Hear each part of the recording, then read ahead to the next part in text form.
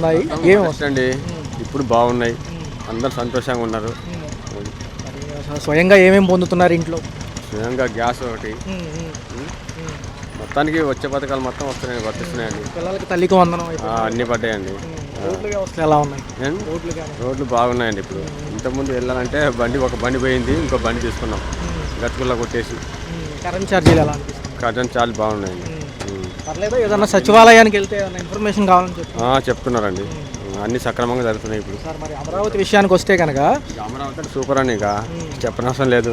లోకేష్ గారు, చంద్రబాబు, పవన్ కళ్యాణ్ గారు ముగ్గురు కలిసి చేస్తున్నారు. కూటమి ప్రభుత్వం బాగా పనిచేస్తుంది. అయితే ఒక నిమిషం సార్, అయితే ఏంటంటే చట్టభద్రతకు సంబంధించిన బిల్లు వెనక్కి దింపి పంపారు.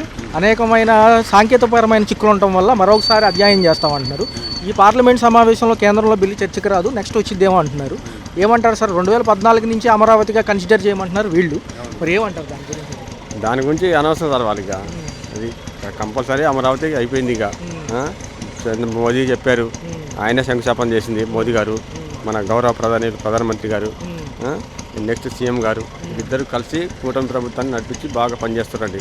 తాకట్టులో ఉన్న బంగారాన్ని విడిపించి ఆ రోజే ఆన్లైన్ రేట్కే మేము కొంటాం. అక్షయ గోల్డ్ హబ్, మీ బంగారానికి మా భరోసా.